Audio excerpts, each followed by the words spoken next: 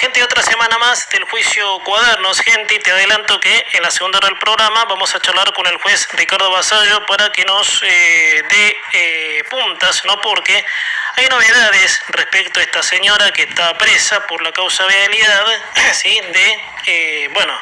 Después le voy a contar en detalle, gente, lo que volvió a pedir, gente, y lo chistosamente lo que la justicia le otorgó, por supuesto, dándole más restricciones, pero después más detalladamente en ese costado me meto con el juez Ricardo Basallo. Ahora, gente, el juicio Cuadernos es el segundo que enfrenta a la señora viuda de Kirchner, sindicada como la jefa de una asociación ilícita, en el cual, como te decía, gente, incluso en el comienzo te daba esta metáfora. La matemática escapa del cálculo de lo que fue ese robo, ¿sí? De, por así decirlo, trillones y trillones de pesos. José López, que en su momento, cuando fue descubierto, ¿sí?, arrojando los bolsos en el convento, uno de los arrepentidos, durante las presidencias de Cristina Kirchner, era el secretario de Obras Públicas, o sea, como un segundo de debido, al igual que Roberto Barata. ¿Ustedes recuerdan aquella vez cuando ocurre el episodio del convento en el que López fue en esa madrugada del 2016, en junio creo, que fue agarrado infraganti, arrojando los bolsos llenos de dólares en el convento? Bueno, el tipo se había hecho pasar por loco para evadir los cánones judiciales. Pero no le salía bien porque López estuvo preso, creo que estuvo preso, después salió, creo que hasta una prisión domiciliaria pidieron, lo cual, en su primera reacción, José López se hizo pasar como loco. Bueno, gente, todo este episodio ocurre allá por 2016. Ahora, gente, el juicio está en curso y López es uno de los testigos arrepentidos y ha hecho declaraciones muy tajantes del dinero que fue robado, y que no solo de López, según lo que declaró él, era el que tenía en sus manos ese dinero, sino que un tal Fabián Gutiérrez, un renombre que, en este lapso, sí, ha sonado fuerte en estar en los chanchullos, por supuesto, de la señora, ¿sí? Fabián Gutiérrez, que es otro de los arrepentidos. Un testaferro, ¿sí?, que es Fabián Gutiérrez, que ha recibido una orden de Cristina por los dichos movimientos que hacían con los millones de dólares robados al pueblo.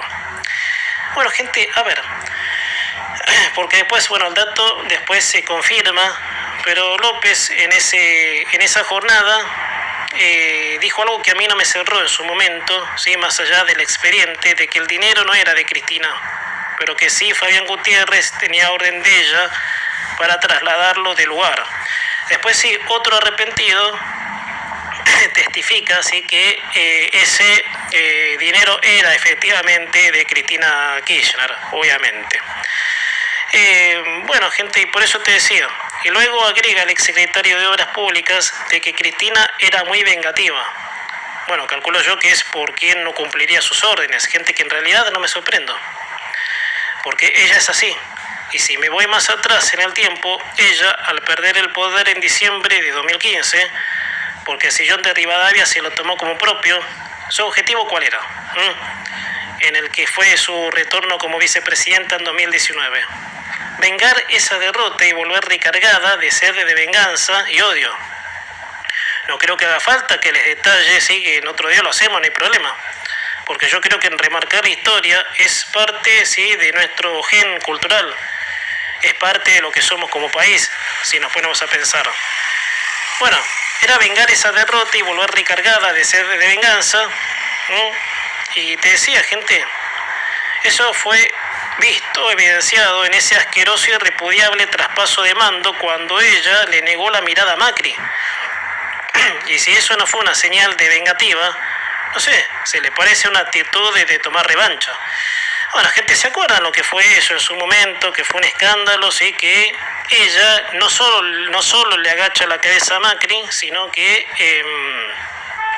se niega a firmar las actas que tienen que firmar cuando, por todo el protocolo del traspaso de mando, ¿sí? Que ella no quería firmar, cosas infantiles, gente, sí, que si me las pongo a rememorar, estaría detallando aquella jornada, del 10 de diciembre de 2019, que se negó ella a firmar las actas correspondientes con la lapicera de Macri.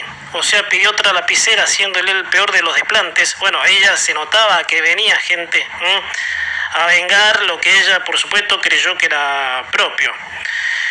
Bueno, gente, pero no me quería salir del tema, pero solamente dar detalles, ¿no?, de esta afirmación que dijo López, de que era muy vengativa, de que si algo, por supuesto, salía mal enseguida. Bueno, gente, iba a decir un dato un poco más, que es juego de nuestra pregunta, por eso mejor no digo nada.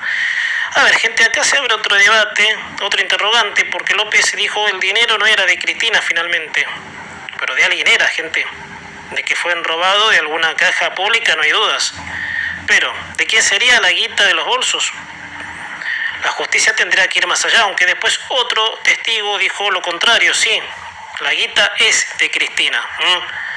Todo lo que se salía, obviamente, de Julio Debido, ¿sí?, en adelante, o sea, testaferros, perejiles, todo eso era guita, por supuesto, que iba enterrada, lavada, obviamente, en empresas fantasmas. Entonces, no había manera, gente, a mí ya, como lo estoy apuntando aquí en este comentario, no hay manera de que no sea de ella, obviamente, salvo de que lo haya robado, qué sé yo, alguien, obviamente, alguien, digamos, que cayó de la estratosfera. Es imposible, porque Debido robaba para ella, gente, si nos ponemos a pensar. Por eso, gente, me parece que López no estaba diciendo mucho según esta declaración, porque ahora se tendrá que constatar que el comentario que lo escribí el día martes, ¿sí? No, miércoles, perdón, todavía la declaración de López estaba en ese intríngulis de si ella había, obviamente, si la guita era de ella. Así que a mí, gente, nunca me quepó ninguna duda, ¿sí?, de que la guita era de ella. Así que, bueno, gente, vamos a ver, por supuesto, qué es lo que pasa, gente. Ahora con Ricardo Basallo vamos a ampliar más cosas, obviamente, relacionadas a esta etapa del juicio de los cuadernos y de los pedidos, ¿sí?, de las apelaciones que está haciendo la señora para que no le quiten la tobillera. Y después hay una chistosa, gente, que en el momento que hablemos con Ricardo, por supuesto, vamos a repasar.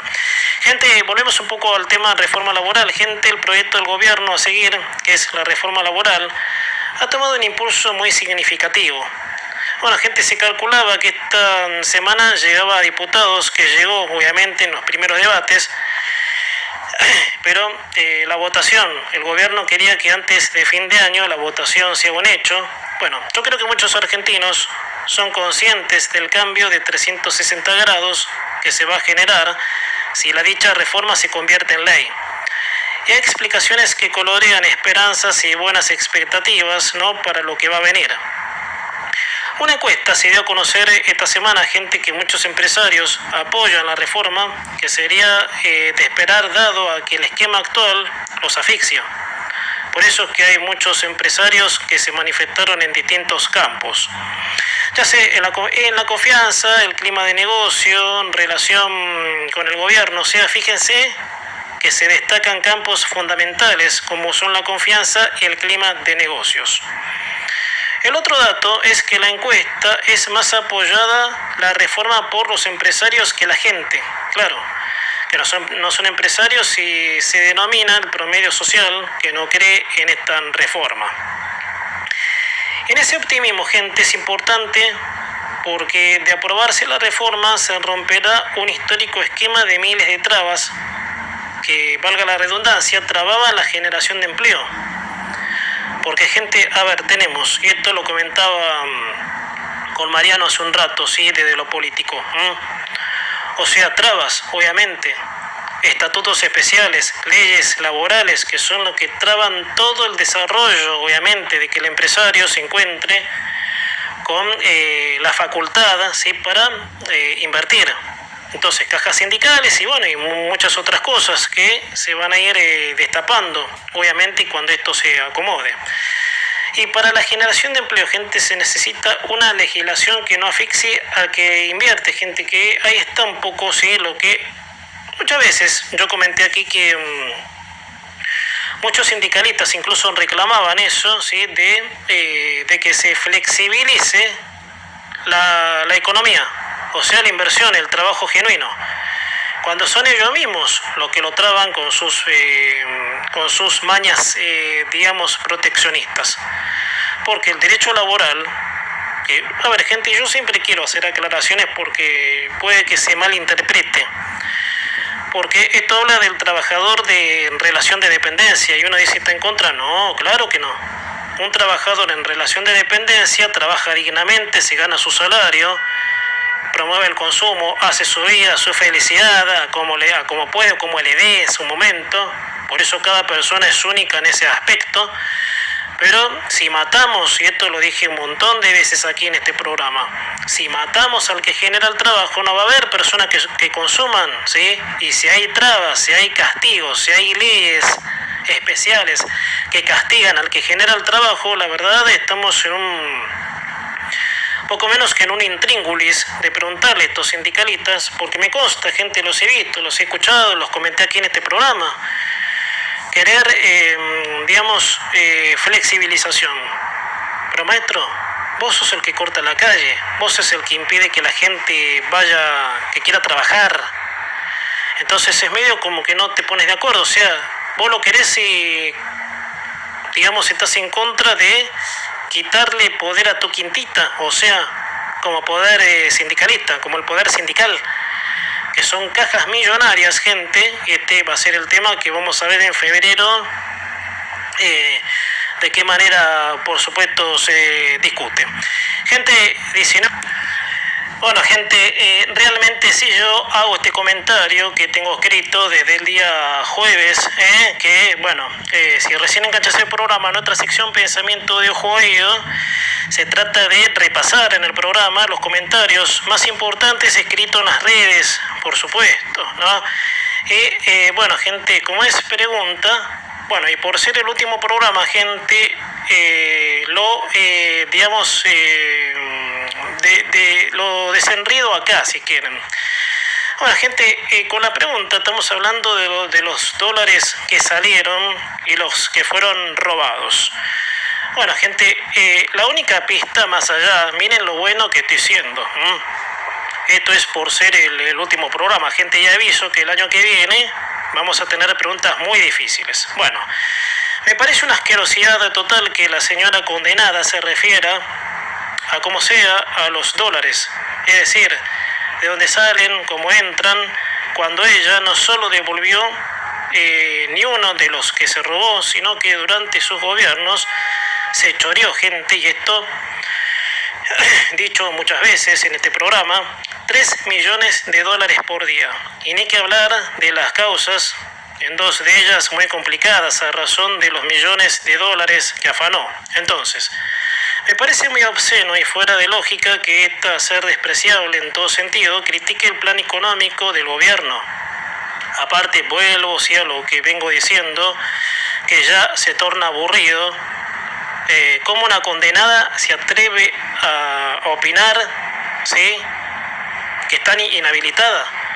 O sea, gente, seguimos anotando porotos a favor, ¿sí?, de que, y en contra de ella misma, por supuesto, de que está violando, digamos, las condiciones que la justicia le dio para que tenga su prisión domiciliaria, que para mí es muchísimo, gente, pero bueno. Bueno, gente, ustedes saben que el lunes el Banco Central anunció el mecanismo de bandos, o sea, que a partir de enero de 2026 el peso y el techo del dólar se ajustarán mensualmente en función de la inflación. A lo que la condenada dijo, los dólares nos salen de las orejas, en crítica al gobierno por las promesas de campaña en relación con la política económica. Y bueno, esta señora ignora por completo el mecanismo para traer los dólares, que es por medio de la confianza y el clima de negocios. Clima que es un enemimado y que ahora están enfrentados con Máximo Kirchner y el mismo Kicillof, por supuesto, que en ese entonces era su enemimado, odiaba el clima de negocios, la seguridad jurídica y el clima de negocios es lo que odiaba el señor Kicillof. Acá en Argentina, gente, hay que hacer un acomodo total de lo que estuvo desacomodado, más específicamente en los últimos 20 años, ¿no? En el apogeo kirchnerista. El kirchnerismo ha destruido literalmente todos los terrenos financieros, con un pico histórico de despilfarro y déficit fiscal. La verdad, no sé cómo a esta tipa le da la cara, porque como le decía, ningún dólar que ella robó ha devuelto. La intimaron por un decomiso de bienes que seguimos esperando. Sigue burlándose a gusto de la justicia, mofándose de ese gran privilegio que obtuvo con una prisión domiciliaria. Bueno, ahora ella está en su casa. Está confirmado que le dieron el alta y volverá a su prisión. No sé si se creerá que porque la operaron del apéndice, ¿no? Que seguro... Bueno, como de esta persona se puede esperar lo peor, de que a propósito se haya dejado estar, o habrá inventado. No inventó porque tenía dolores, pero algo siempre uno presiente de que se la va a rebuscar para lograr zafar, como siempre lo hizo. Por eso, gente, no sé cómo le da la cara, porque como le decía, ningún dólar que ella robó ha devuelto. Aparte, gente, con esto, y como te decía recién, se anota porotos a favor de los que queremos el bien, que se burla de la justicia, mofándose de ese gran privilegio que obtuvo con una prisión domiciliaria. Encima, alterando los alrededores del barrio porteño en donde está guardada. Entonces, su afán de seguir en su salsa sigue, ¿no? Y lo más indignante es que menciona algo como los dólares, que ella le robó millones a todos los argentinos. Es inaceptable. Días atrás mencioné que cada cosa que dice es en carácter y, como le decía recién, de incumplir con los requisitos que le otorgaron para que pueda estar presa en su casa. Y bueno, inmiscuirse en cuestiones políticas y económicas lo tiene totalmente prohibido. Y por lo visto no escarmienta. El juez debe agravar la pena por desacato. Pasa que la señora no tuvo tiempo de mover la justicia a su antojo y claro, ya tiene una condena y me consta que con los cuadernos va a tener una condena mayor, dado que en la causa cuadernos el robo fue 10 veces más que en realidad. Y eso los testigos del juicio lo están diciendo. Gente, ayer con Ricardo Vasallo lo charlamos. ¿Qué dijo José López? ¿No? Que no se animó a decir que la plata era de ella, y aquí lo comentamos, por supuesto. Ella había amenazado a José López y a su familia y a otros testigos que están cantando de que si algo salía mal, ella iba a ir por la familia de López y de los testigos, ¿no? Y por ellos mismos. O sea que imagínense que con una amenaza de esa, quien por supuesto iba a osar desobedecerla, si nos ponemos a pensar. Entonces, gente, y para redondear con este tema y pasar al otro, obviamente, es cantado que ella, y como ayer lo decíamos con Ricardo Vasallo, es una vengativa. Ella es un ser superior ante los que se le arrodillan. Y no solo testaferros, amigos del poder, sino gente a la que engañó, mintió y le robó, por supuesto, en la cara. Bueno, gente, para hablar de algo más lindo, ¿sí? O bueno, es muy positivo ver que cada vez, valga la redundancia, es visto positivo que tiene Estados Unidos con la Argentina. De hecho, el organismo de préstamo, el FMI, confía en el modelo del gobierno. Peter Lamenas, que es embajador norteamericano, dijo: Estados Unidos hará lo posible para que Argentina se desarrolle económicamente, dijo el embajador. Ese buen visto debe ser aprovechado y con las reformas que se van a venir, el modelo a seguir toma otra dimensión. Acá, gente, soy medio chistoso.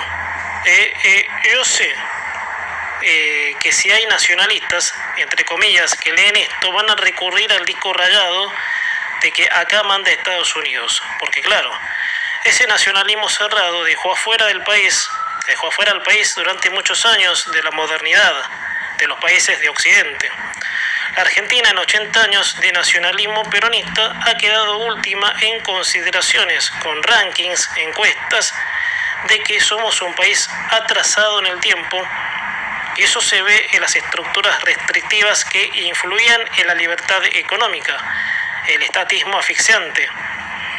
Yo no soy muy creyente que mucho depende también, mejor dicho, yo soy muy creyente de que mucho depende también del gen social, ese parámetro que define a los países por cómo son, porque claro, el decir que los países son según sus gobiernos, claro, sí, estoy de acuerdo, pero ¿quién vota tales gobiernos? Porque los gobiernos populistas no cayeron de un maná del cielo, gente, alguien los votó. Entonces, ese conjunto social que votó a un gobierno con determinadas características, son los gobiernos que, en consecuencia, se identifican en los países. Entonces, podemos redoblar la apuesta en este sentido y decir que el país depende de su sociedad. Los gobiernos son su consecuencia. Por eso, gente, está bien, los gobiernos hacen los países perfectos, pero si la gente vota a esos gobiernos, los vota 4 o 5, pese al fracaso, ahí nos estamos dando cuenta de que la gente quiere un país de determinadas características. Eso con el peronismo, por supuesto, se vio mucho. La alianza y el buen visto del país más importante del globo es todas las chances para que la Argentina sea un país bravo. Cuando digo bravo, en el mejor sentido de la palabra, que compita con el mundo, que no nos avergüence de hablar en grande, que es lo que me consta, que la Argentina tiene vergüenza de ser grande. Por ejemplo, ser grande en la Argentina, por eso las pymes, obviamente que son pequeñas y medianas empresas, los mismos empresarios dicen, no, somos pymes, no queremos decir que somos grandes. La Argentina tiene un problema con lo grande bueno, pero con lo grande malo como corrupción, delito, narcotráfico, fraude de las elecciones, no, está contenta. Entonces, gente, desafío, gente, en este último programa del año, a rever esas conductas, porque la gente son la que hace los países, el gen cultural, el gen social, son los que van enmarcando el camino que se va a llevar adelante, y eso es un trabajo que el argentino medio tiene que hacer por el mero hecho de darse cuenta. O sea, si vos votaste a un gobierno que hizo mierda al país, con disculpa de la expresión, hay que estudiar por qué esa parte de la sociedad vuelve a votarlos 2 veces o 3 veces más.